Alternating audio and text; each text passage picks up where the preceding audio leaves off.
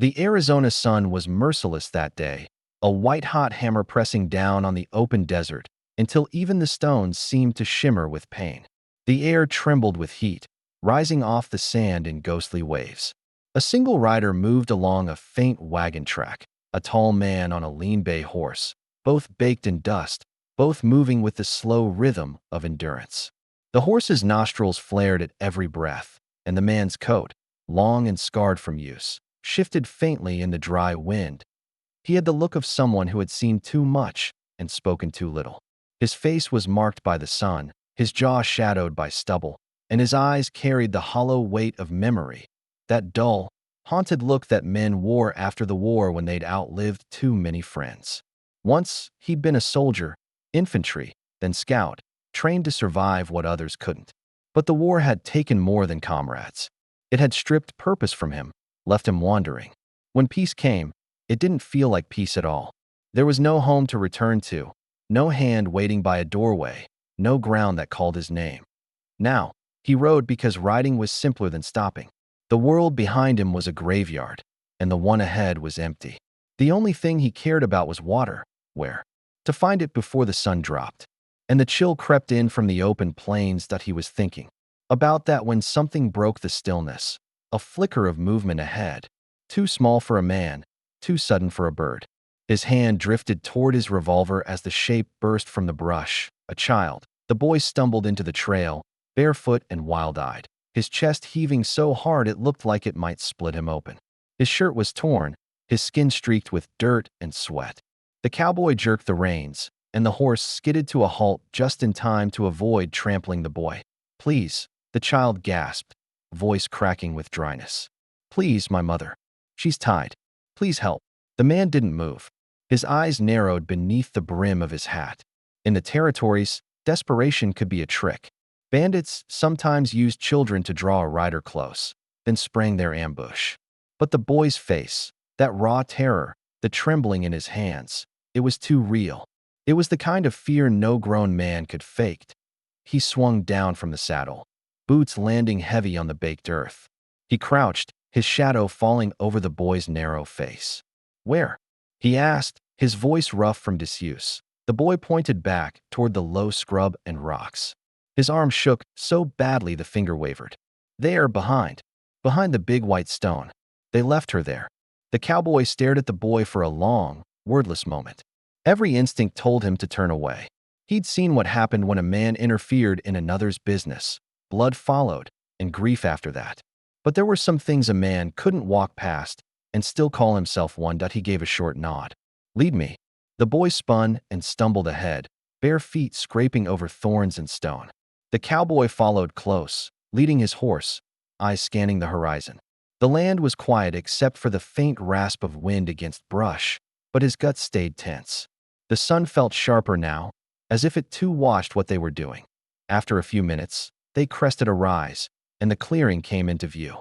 At its center stood a great white rock, pale as bone, bleached by years of sun. At first, he thought it was a trick of the light. Then he saw her, a woman, bound upright against the rock. Her head hung forward, black hair matted to her face with sweat. The skin of her arms was burned raw where the sun had bitten through. Her deerskin dress was torn and dust-streaked, and her wrists were bound so tight the ropes had cut deep, dark grooves into the flesh. The boy gave a small, broken cry and ran to her. "Mama!" His voice cracked into the stillness, and for a moment even the wind seemed to stop. The cowboy moved quickly. He drew his knife and cut through the thick ropes. They snapped one by one, fibers curling and falling away. Her body slumped forward before she could fall. He caught her easily, his arms firm beneath her weight. She was light, too light. Her breath came in faint, uneven gasps against his chest. He carried her toward the shade of a mesquite tree that leaned crookedly at the edge of the clearing. The boy followed close, stumbling with each step, whispering to her in Apache, soft, frightened words the cowboy couldn't understand but somehow did. He laid her down gently against the trunk and pulled the canteen from his belt. The metal burned his hand, hot from the sun. He tipped it to her lips. At first, the water spilled down her chin, but then she swallowed. Just a few drops, but enough to bring life flickering back into her eyes. For a heartbeat, Her gaze met his. Dark eyes, clouded but fierce. There was pain in them, yes, and something else, something unbroken. She didn't speak, but she didn't have to. He'd seen that look before on dying soldiers who refused to let go. He took out a rag, dampened it, and pressed it gently to her wrists. She winced, but didn't pull away. The boy knelt beside her, clutching her hand, murmuring her name. The cowboy worked in silence, slow, steady, careful. When her breathing grew steadier, he draped a torn blanket over her shoulders, shielding her from the worst of the sun. Then he sat back on his heels, hat low, staring at the horizon. He could leave now. Take his horse, ride on, pretend he'd never seen them. But something inside him, some stubborn remnant of the man he used to be, wouldn't let him. That he thought of the war. The faces of friends lost. The times he'd stood by and done nothing because orders said to stand by. He'd promised himself, somewhere deep in the wreck of those years, that he wouldn't stand by again. The boy's voice trembled. Will she live? The cowboy looked at the woman. Her chest rose and fell, shallow but steady. He nodded once. She's strong, he said quietly. She'll pull through. The boy's eyes filled with tears, half relief, half exhaustion. He pressed closer to his mother, his small body shaking with quiet sobs. The cowboy rose, walked back to his horse, and unstrapped a piece of dried meat from the saddlebag. He tore it into small pieces, softened some bread with water, and brought it back. The boy ate first, shyly. Then the woman took a few bites, trembling but determined. That yes, they ate. The cowboy's eyes drifted toward the pale rock. He wondered what kind of men had done this. It wasn't the work of outlaws. They would have taken what they wanted and left nothing but ruin. No, this was punishment. The kind townsfolk gave when they thought they were doing right. His jaw tightened. He'd seen enough so-called justice to know cruelty wore many faces. The wind shifted, bringing a faint smell of smoke from somewhere far off. He knew they couldn't stay. But for now, under the ragged shade of the mesquite, he would watch over them. He adjusted his hat against the glare and settled beside them. The sun still burned high, but somehow the day felt a little less empty. He didn't have a name he offered, and she didn't give hers. But in that silence, something unspoken passed between them. The beginning of a fragile, dangerous bond. He looked at the horizon and thought, not for the first time, that maybe a man could lose everything and still find a reason to care again. For now, that was enough. The desert dawn came pale and quiet, the light spilling slowly across the rocks like thin milk. The world was still except for the faint rasp of the wind through the mesquite branches. The cowboy sat by the low fire, a dented tin cup warming in his hands, the steam rising into the cool air. Beside him, the boy slept curled against his mother's side, his small body limp with exhaustion. The woman stirred now and then, her breath shallow but steady, her skin still pale from the sun's beating. She was alive. For now, that was enough. The cowboy took a slow sip of the bitter coffee and watched the horizon shift from gray to gold. A new day. He'd lived through plenty of them, each the same as the last. But this one carried something different, responsibility. He'd taken it on the moment he cut those ropes. The woman's eyes opened just as the sun's edge broke the ridge. They were still clouded with pain, but clearer now, more focused. She blinked at the fire, at the man sitting beside it, then at her son who slept against her arm. When she tried to sit up, the effort made her wince. Easy, the cowboy said, his voice low and rough. You need rest. Her lips parted. She spoke softly, words broken and heavy with an accent. You help. He nodded once.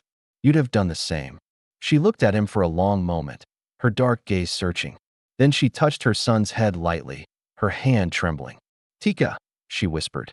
The boy stirred, blinking awake, and when he saw her eyes open, his face lit up with joy. He clung to her, whispering in Apache, a rush of words that tumbled over one another like river water. The cowboy couldn't understand, but he didn't need to. The sound alone was enough to soften the hard edges of the morning. That he reached into his saddlebag and pulled out some hard bread and a strip of dried meat. He offered them, and the boy took it carefully, breaking it in half to give his mother first.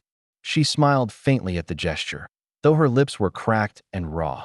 The cowboy turned his eyes toward the horizon as they ate, scanning the open land. Even in the calm, his instincts whispered caution. He noticed wagon ruts in the distance, faint but fresh, and footprints. More than one set. Whoever tied her to that rock hadn't gone far. He poured a bit of water into his palm, rubbed it across the back of his neck, and felt the fine tremor of his pulse. He'd seen too many cruel acts in his life, but this one lingered in him differently. It wasn't the brutality of it was the casualness.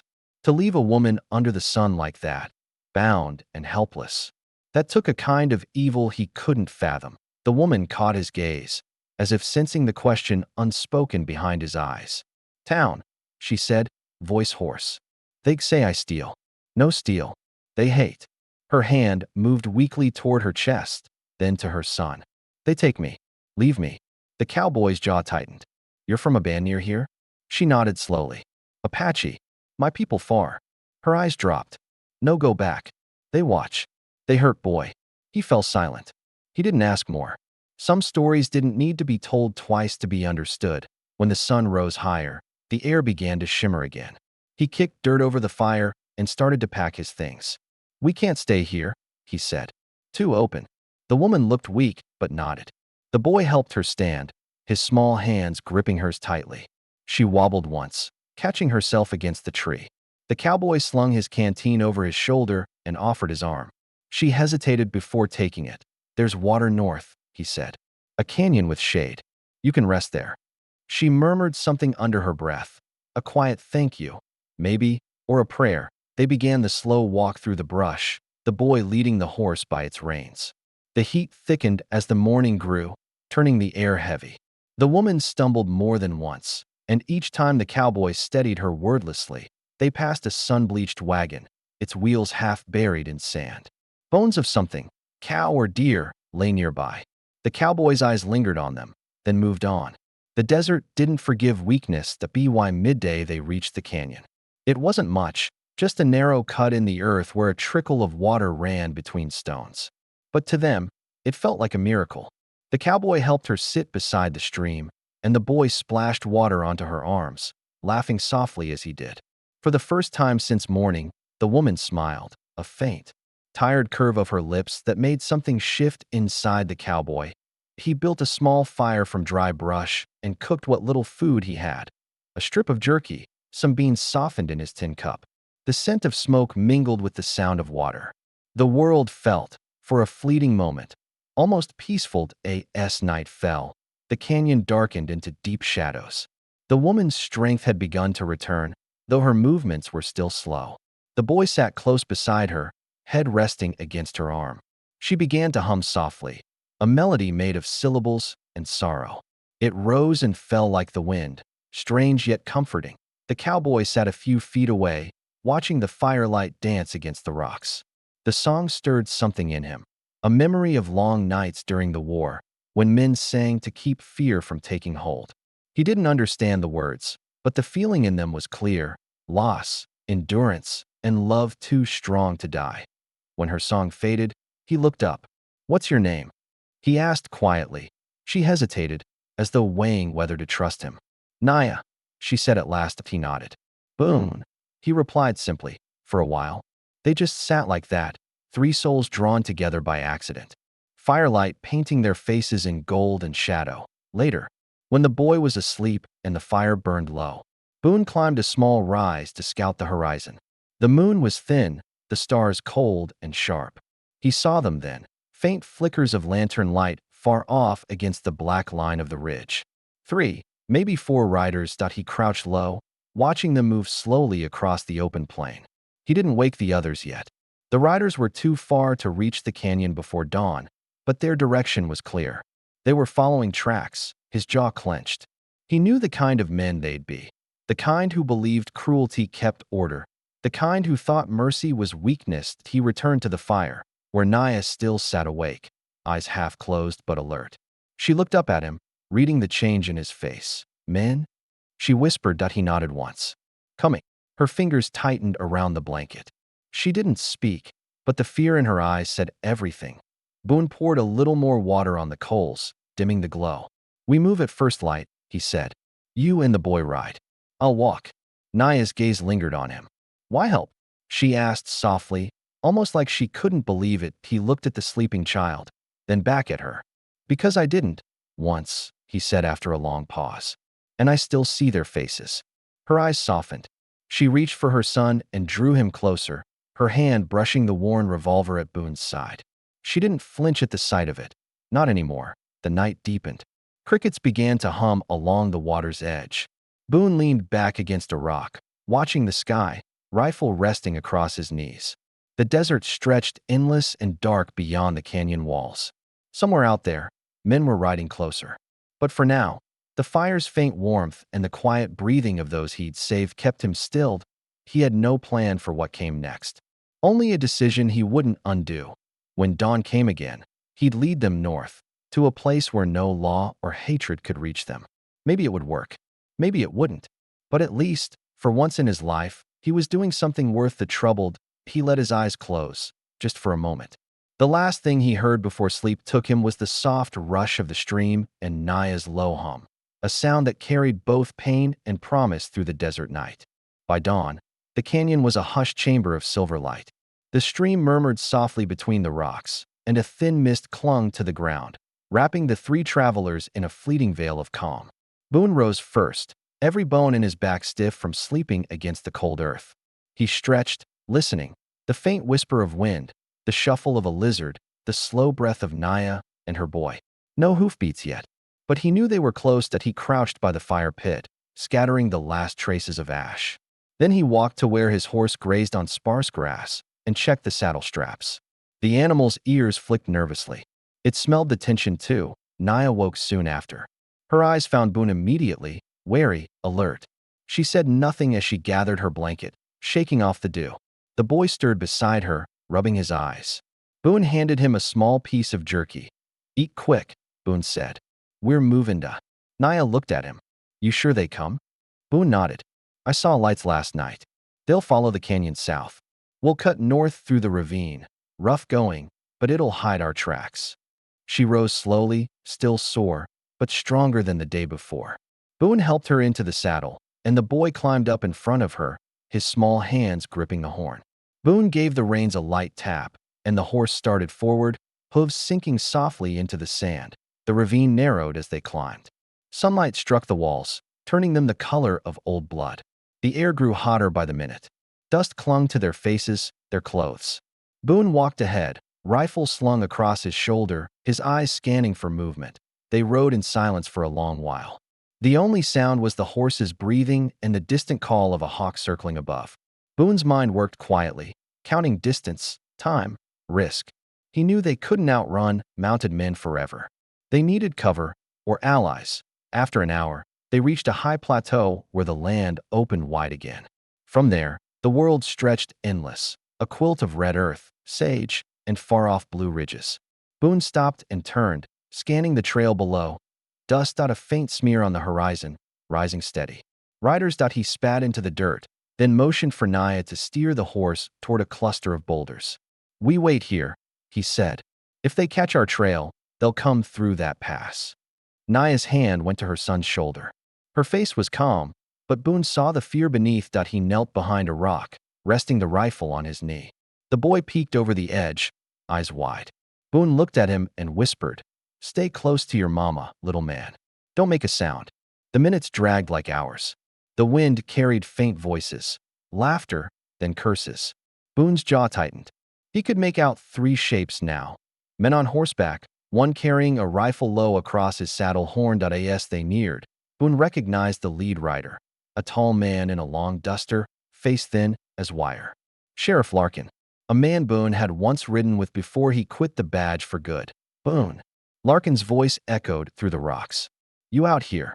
Boone didn't answer. Larkin chuckled. "Heard you been helping yourself to property don't belong to you. Apache woman and her half-breed brat. You hand him over, we'll forget it ever happened." Boone's fingers tightened around the rifle. Property. That word hit him like a blow. He rose slowly, stepping from behind the boulder. The rifle hung easy in his hands, muzzle pointed toward the ground. "She's a person, Larkin. Same as you or me." Larkin grinned, squinting through the morning glare. "You gone soft, Boone. You used to know how this country works. Some folks belong, some don't." Behind him, the other riders shifted uneasily. Boone's voice came low and steady. "You turn back now, and we'll forget this road ever crossed." You come closer, and I'll bury you where you stand." The laughter died in Larkin's throat.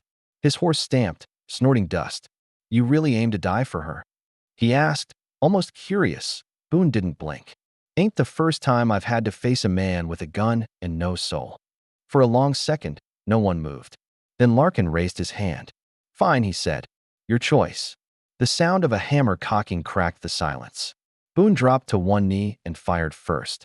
The shot echoed through the ravine, sharp and final. Larkin's hat flew from his head, and his horse reared, throwing him. The other two men turned their rifles toward Boone, but he was already moving, rolling behind a rock, chambering another round. A second shot rang out, then a third. The echoes bounced off the canyon walls like thunder. When the dust settled, one rider lay still, another limping away on foot, disappearing into the brush. Larkin lay flat, breathing shallow. Boone stood over him, rifle still warm. Larkin coughed, eyes burning with hatred. "You'll hang for this." Boone knelt beside him, voice low. "No. You'll tell him I died out here. You'll say you never found her." Larkin's lips curled. "Why would I?" Boone pressed the barrel gently to his chest. "Because you'll live that way, and that'll hurt worse." He stood and turned away, leaving the man in the dirt. When he reached the boulders, Naya was waiting, her boy clinging to her waist. Her eyes met his, full of questions she didn't ask. He only said, "We keep riding." They moved north again, through the heat, through the silence. Hours passed before the land began to change, from red sand to green scrub, from dry stone to grass, by sunset. They reached a small valley where a stream wound between cottonwoods. The air smelled of life again, damp earth, wildflowers, pine. Boone helped Naya down from the saddle, his hands lingering a moment longer than they should have. She looked at him, really looked, and whispered, "Why you stay? You could go." Boone shook his head. "Ain't got anywhere worth going." She stepped closer, her voice barely a breath. "You saved me. And my son. That's not nothing." He looked into her eyes, dark, steady, full of something he hadn't seen in years. Hope. The boy ran toward the stream, laughing as he splashed his hands in the cool water. Naya followed, her skirt brushing the grass. Boone stayed where he was, watching the light fade over the hills he'd spent his whole life drifting, running from ghosts. But maybe, just maybe, this was where the running stopped. The wind carried Naya's laughter back to him, soft, low, real. He smiled, the first honest one in years, and walked toward it. Behind them, the sun sank below the horizon, leaving the canyon and all its shadows far behind. Only the sound of the stream and the quiet promise of a new beginning remained.